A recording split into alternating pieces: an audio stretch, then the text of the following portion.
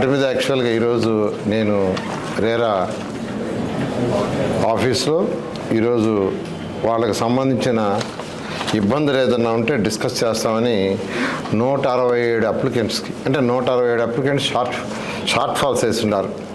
అంటే వాళ్ళు అప్లై చేసిన దాంట్లో కొన్ని షార్ట్ ఫాల్స్ ఉంటే రేరా అథారిటీ కావచ్చు, రేరా డిపార్ట్మెంట్లో ఉండేవాళ్ళు కావచ్చు, వాళ్ళు షార్ట్ ఫాల్స్ పంపించారు.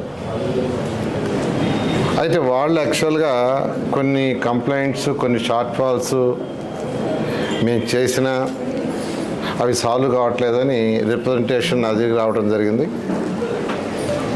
దాని మీద యాక్చువల్గా ఈరోజు 167 మందికి యాక్చువల్గా ఇన్ఫర్మేషన్ ఫోన్ ద్వారా మరియు వాట్సాప్ల ద్వారా ఇన్ఫామ్ చేసాం.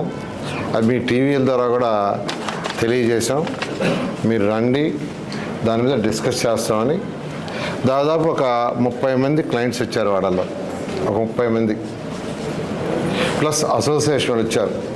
Different builder organisation state level, national లెవెల్లో ఉండేవాళ్ళు వచ్చారు.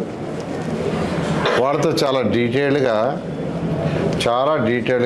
సెంట్రల్ యాక్ట్ ఏదైతే ఉందో, రేరాకు సంబంధించి సెంట్రల్ యాక్ట్ ఉంది. ఆ సెంట్రల్ యాక్ట్ ప్రకారం మీరు నడుచుకోవాలా, దాంట్లో ఏముండాయి, మనం ఏం చేస్తున్నాము, ఏ ఇబ్బందులు కలుగుతున్నాయని అనేక విషయాలను యాక్చువల్గా డిస్కస్ చేయడం జరిగింది. ఇందులో కొన్ని యాక్చువల్గా విషయాలు ఏదైతే వాళ్ళకి రియల్గా ఇబ్బందులు ఉన్నాయో ఆ ఇబ్బందులన్నీ తొలగేటట్టుగా వాటికి సంబంధించి ఇన్స్ట్రక్షన్ కూడా ఇచ్చాము. కొన్ని విషయాలు ఇంకా డిస్కస్ చేయాల్సింది. దానికి సంబంధించి ఇతర రాష్ట్రాల్లో, పక్క రాష్ట్రమైన తమిళనాడు కావచ్చు, కర్ణాటక కావచ్చు, తెలంగాణ కావచ్చు, మహారాష్ట్ర కావచ్చు, ఇతర రాష్ట్రాల్లో కూడా ఎలా చేస్తున్నారో ఆ డీటెయిల్స్ కూడా తీసుకురమ్మన్నాం. ఆల్రెడీ కొన్ని తీసుకొచ్చారు, డిపార్ట్మెంట్ వాళ్ళు తీసుకొచ్చారు, అసోసియేషన్ కొన్ని తెచ్చారు. ఇంకా కొన్ని దగ్గరలు ఇంకా బెటర్గా ఉందని వాళ్ళు చెప్పడం, ఆ డీటెయిల్స్ కూడా తీసుకొస్తే వాటన్నిటి మీద కూడా కమిటీ వేసి ఆ కమిటీ ద్వారా సింప్లిఫై చేస్తాం. ఏది ఏమైనప్పటికీ ఎవరైతే ఈ యొక్క అపార్ట్మెంట్లు కావచ్చు, విల్లాస్ కావచ్చు ఇవి కడుతున్నారో, వాళ్ళు అమ్ముతున్నారో, ఎవరైతే కొంటున్నారో ఆ కొనే వాళ్ళు నష్టపోకుండా చూసే బాధ్యత ఈరోజు రేరాది. రేరా అనేది వచ్చిందే మెయిన్గా దేనికంటే, ఎవరైతే ఈ ప్రకటనలు చూసి, బ్రోచర్లు చూసి కొంటున్నారో వాళ్ళు కొనే దాంట్లో మోసపోకూడదు. ఏదైతే బ్రోచర్లో ఇచ్చారో లేదా అగ్రిమెంట్లో చేసుకున్నారో, బ్రోచర్ కంటే కూడా ఒక వ్యక్తి ఒక డెవలపర్ దగ్గర కొంటుంటే అగ్రిమెంట్ ఉంటుంది. అగ్రిమెంట్లు ఏమి ఇస్తారో కూడా రాస్తారు నీట్గా. ఎన్ని స్క్వేర్ ఫీట్ కావచ్చు, స్టేర్ కేసులు కావచ్చు, లిఫ్ట్లు కావచ్చు, అక్కడ పెద్ద పెద్ద వెంచర్లు అయితే స్విమ్మింగ్ పూల్స్ కావచ్చు, వాకింగ్ ట్రాక్స్ కావచ్చు, జనరేటర్లు కావచ్చు, ఇవన్నీ కూడా డాక్యుమెంట్లు రాస్తారు. ఆ డాక్యుమెంట్ని రేరా ఆఫీస్కి యాక్చువల్గా వాడు సబ్మిట్ చేసి రిజిస్టర్ చేస్తే దాని ప్రకారం ఆ బిల్డర్ చేస్తున్నారు లేదా అనే చూడటం రేరా యొక్క బాధ్యత. రేరా అథారిటీ దాని మీద చట్టంగా యాక్చువల్గా యాక్షన్ తీసుకునే సిస్టమ్.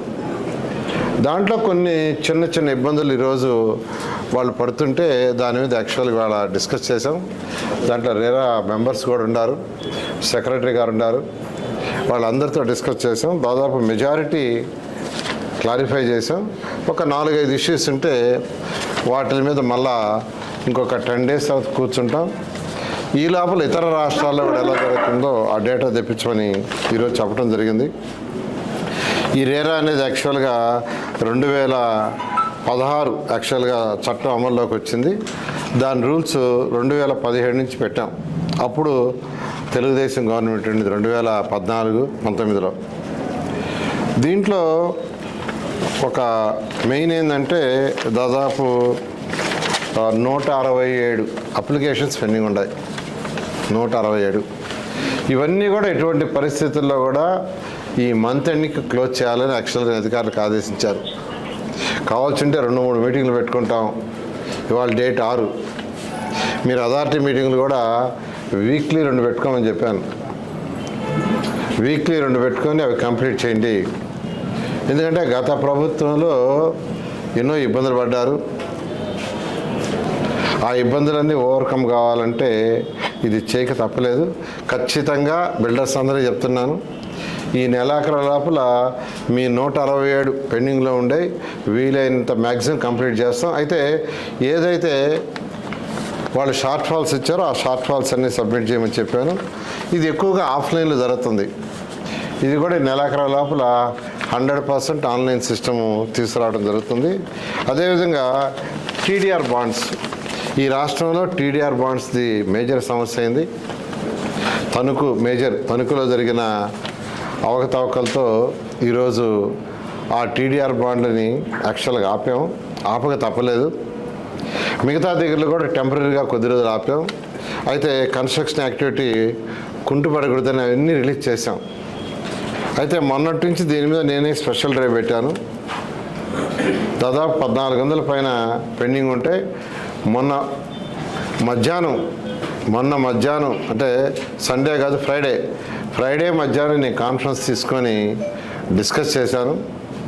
మళ్ళీ ఫ్రైడే ఈవినింగ్ కూడా డిస్కస్ చేశా, all municipal commissioners video conference. Saturday మళ్ళీ ఈవినింగ్ 6 గంటలకి వీడియో కాన్ఫరెన్స్ డిస్కస్ చేశాను. ఇవాళ కూడా ఈవినింగ్ 6 o'clock డిస్కస్ చేస్తున్నా. దాదాపు 40% క్లియర్ చేశారు, దాదాపు 40%.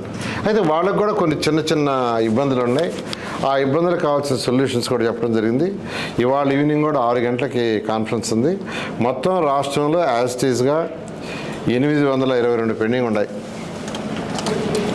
822 టీడీఆర్లు పెండింగ్ ఉన్నాయి. అందులో వెరిఫికేషన్ 321 ఉన్నాయి. అంటే ఫీల్డ్ మీద పోయి వెరిఫై చేయాల్సినవి. ఫ్రెష్గా అప్లై చేసిన 501. ఏవైనప్పటికీ 822 కూడా ఈ నెలాఖరు లోపల పూర్తి చేస్తామని ప్రతి బిల్డరు, కన్స్ట్రక్షన్ చేసుకునే ఇండివిజువల్ అందరూ కూడా తెలియజేస్తున్నాను. వీటిలో ఎక్కువగా ఉండేది విశాఖపట్నంలో 184 ఉన్నాయి. తిరుపతి మున్సిపల్ కార్పొరేషన్ 153 ఉన్నాయి. కర్నూలులో 93, గుంటూరులో 120, 91 కాకినాడ, 50 వచ్చి రాజమహేంద్రవరం, కడపలో 46, విజయవాడ మున్సిపల్ కార్పొరేషన్లో మొత్తం 184 ఇందా చెప్పాను. 14, ఏపీసీఆర్డీలో 10 కంటే ఎక్కువ ఉండేవి. మిగతా 2, 3, 4. ఈ విధంగా ముఖ్యమంత్రి గారు ఒకటే చెప్తుంటారు, రాష్ట్రంలో రియల్ ఎస్టేట్ డెవలప్ కావాలి. రియల్ ఎస్టేట్ డెవలప్ అయినప్పుడే రాష్ట్రం ముందుకు డెవలప్ అవుతుంది. రియల్ ఎస్టేట్ బిల్డర్స్ని కానీ ఇండివిజువల్ కట్టుకునేవాడు కానీ ఎవరిని ఇబ్బంది పెట్టొద్దని. అందుకనే టౌన్ ప్లానింగ్, లేఅవుట్లో కూడా రూల్స్ చాలా మార్పులు చేసేసారు, రిఫార్మ్స్ చేసాం. దానికి కూడా అనేక రాష్ట్రాలకి టౌన్ ప్లానింగ్ డైరెక్టర్ ద్వారా డిఫరెంట్ కమిటీలు పంపించి అవన్నీ కూడా యాక్చువల్గా స్టడీ చేసి కమిటీలు వేసి ఆ కమిటీలని డిస్కస్ చేసి మళ్ళా ఆ యొక్క అసోసియేషన్లతో అనేక దఫాలు డిస్కస్ చేసి ఫైనల్గా లేఅవుట్ రూల్స్ అయితే సీఎం గారు కూడా అప్రూవల్ చేశారు. బిల్డింగ్ యొక్క రూల్స్ అండ్ రెగ్యులేషన్స్ కూడా ఇవాళ మధ్యాహ్నం కూడా బిల్డర్స్ అసోసియేషన్ రమ్మన్నాం. అవి కూడా చేసేసి 2 రోజుల్లో ఆ రూల్స్ కూడా యాక్చువల్గా రిలీజ్ చేస్తాం. ఈ విధంగా ఈ రాష్ట్రంలో బిల్డింగ్ కట్టుకునే ఎవరు కూడా ఇబ్బంది పడకుండా చేస్తున్నాం. అయితే నేను అందరికీ చెప్పేది ఒకటే, రూల్స్ని సెంట్రల్ యాక్ట్ ప్రకారం ఏది చేసినా సెంట్రల్ యాక్ట్లో ఉండే ఏది కూడా తూచా తప్పకుండా లిబరలైజ్ చేస్తున్నాం. మీరు కూడా ఇల్లు కట్టుకునే వాళ్ళు కానీ బిల్డర్స్ కానీ ఎవరైనా ఆ రూల్స్ అండ్ రెగ్యులేషన్స్ నిక్కచ్చిగా పాటించండి. అలా కాకుండా ఉంటే అధికారులు వాళ్ళు చేయాల్సిన యాక్షన్ వాళ్ళు చేస్తారు. అందువల్ల దయచేసి రాష్ట్రంలో ఉన్న ప్రతి ఒక్కరిని ఇల్లు కట్టుకునే వాళ్ళని ఎవరినైనా నేను ఒకటే రిక్వెస్ట్ చేసేది, మీకు ఇబ్బంది లేకుండా రూల్స్ అండ్ రెగ్యులేషన్ చేసాం. సెంట్రల్ యాక్ట్ ప్రకారమే, అక్కడ డీవియేషన్ లేదు. మీరు కూడా దానికి తగ్గట్టుగానే రూల్స్ అండ్ రెగ్యులేషన్స్ పాటించాల్సిందిగా నేను రిక్వెస్ట్ చేస్తున్నాను. Thank you.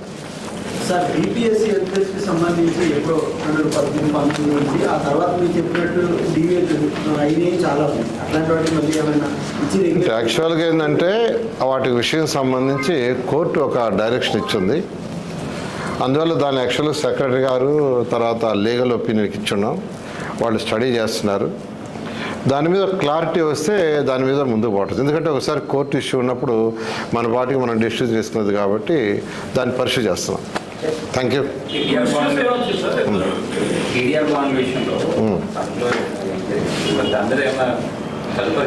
ఏదైతే తణుకు టీడీఆర్ బాండ్స్, అదేవిధంగా తిరుపతిలో 1-2, గుంటూరులో 1-2 వీటిని హోల్డ్ చేస్తున్నాం. ఎందుకంటే విజిలెన్స్ ఎంక్వైరీ, ఏసీబీ ఎంక్వైరీ జరుగుతుంది. ఆ ఎంక్వైరీ చేసేటప్పుడు అవి రిలీజ్ చేయడం కరెక్ట్ కదా రాకపోవడం. ఆ ఎంక్వైరీ అయిపోగానే దానికి సంబంధించి యాక్చువల్గా డిస్కస్ చేసి డిపార్ట్మెంట్లో మళ్ళా ముఖ్యమంత్రి గారితో కూడా డిస్కస్ చేసి దాని మీద డెసిషన్ తీసుకొని ముందుకు పోవడం జరుగుతుంది.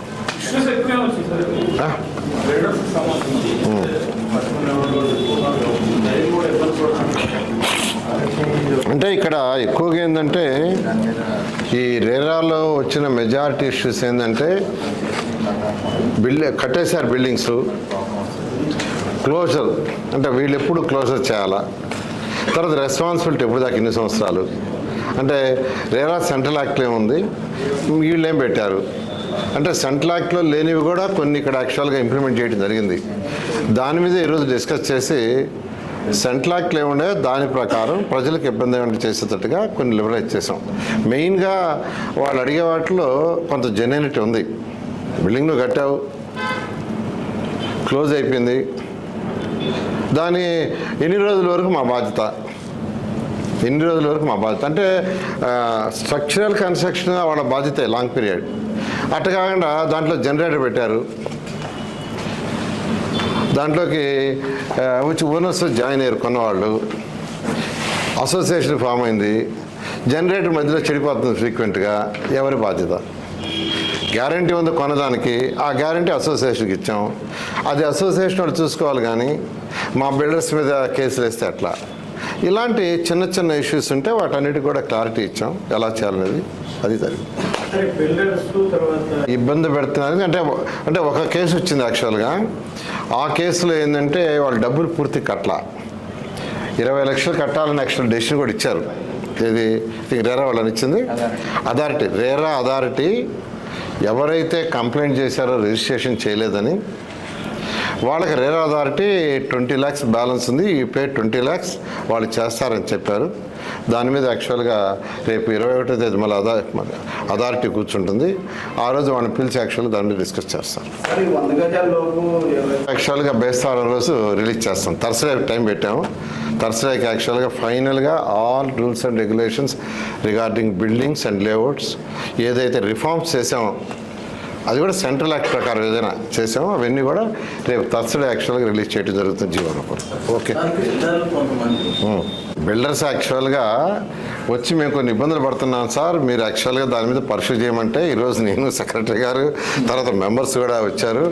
వాళ్ళ ప్రజెన్స్లో యాక్ట్ కూడా చదివి యాక్ట్లో లేని కొన్ని పెట్టుకున్నారు, యాక్ట్లో లేనివి పెట్టుకున్నారు.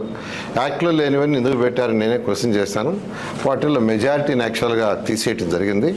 అవన్నీ తీసేసినప్పుడు వాడికి ఇబ్బంది ఉండదు. ఇంకోటి ఎక్కువగా మాన్యువల్ చేస్తున్నారు. మాన్యువల్ తీసేసి ఆన్లైన్ చేయమన్నాను. దానికి కూడా సెక్రటరీ గారు కమిట్ అయ్యారు. ఎప్పుడు సార్ చెప్పండి టీవీలో ముందు చాలా ఉన్నాయి. యాక్చువల్గా మీరు చెప్పింది 100% కరెక్టు. అంటే గతంలో అంటే చేంజ్ ఆఫ్ ల్యాండ్ యూజు